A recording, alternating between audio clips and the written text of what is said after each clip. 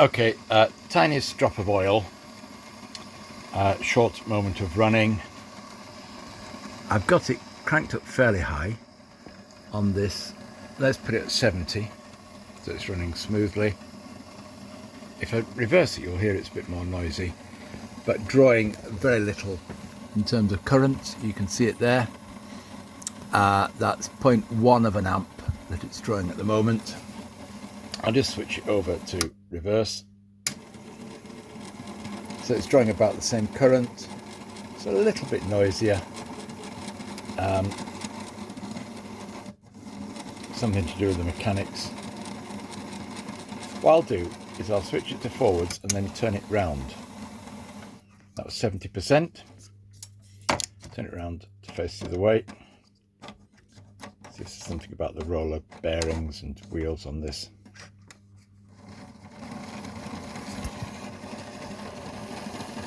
No, it's still a little bit noisier running one way than the other.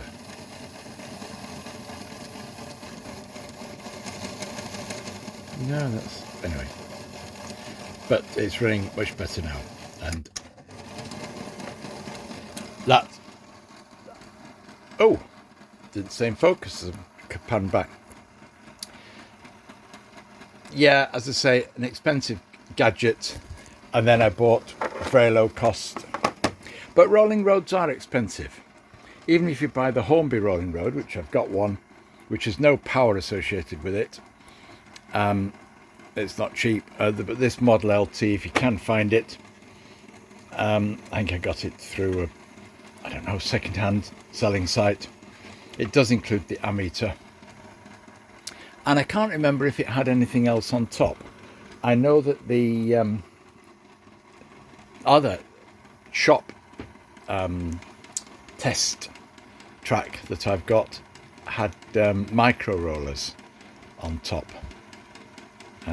Somebody will have to tell me whether this was one that had the micro rollers on top or not, but Gauge Master did make something which had micro rollers, and you just rested the item on the micro rollers to power it rather than on these little ball bearings. So I'm just running it in each direction for an unspecified length of time, and the current is just dropped by a fraction to just under 0.1 of an amp, which is very nice to see the current has dropped, because that does mean that the whole mechanism has freed up nicely. Yes, you turn up the power. Of course, that's full power and it's 0.1 of an amp.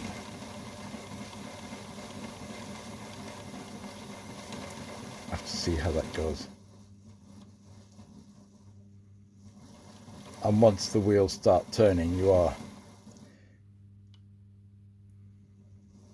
drawing 0.08 of an amp before it starts to turn. That's me doing some simple running in of locos. For the cleaning of the loco wheels, you can use one of these fiberglass pencils. See how much dirt that's picked up. But then in order to turn the wheels, you have to put the loco onto the track, run it a little way.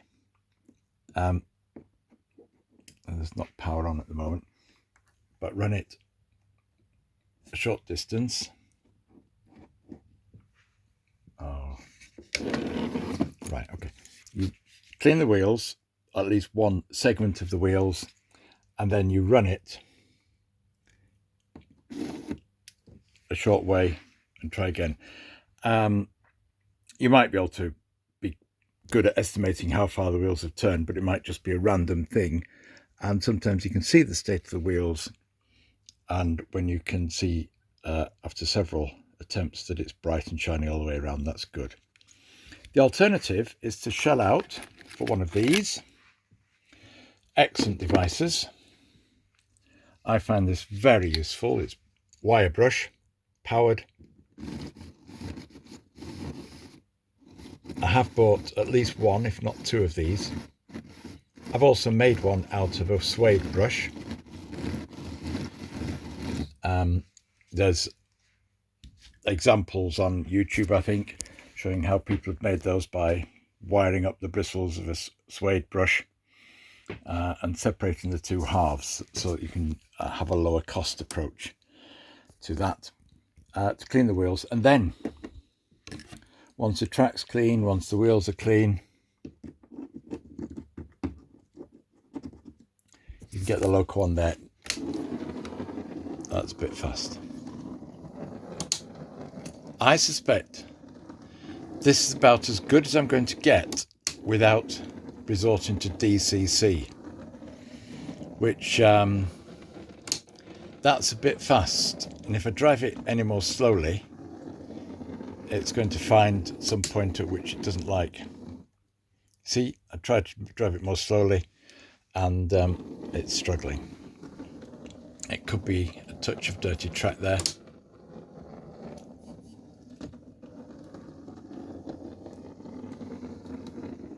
There we go. So the end of this little bit, where having got Blackyard raised a little bit so that it's able to be more on a level with Solway Sands for the transition bit in between, having used my rolling road to run in a locomotive that's not been used for a while and has newly been lubricated, having lubricated it as gently as I can, there tends to be some leakage of lubricant onto the surface of the wheels. That means I have to clean the wheels off with a little bit of cloth. Here I have a bit of tea towel that is surplus to requirements. There's still some oil in places where it shouldn't be, so it could still do with a bit of cleaning. I do have cotton buds as well. Right, and then use of fiberglass pen, this Trix device,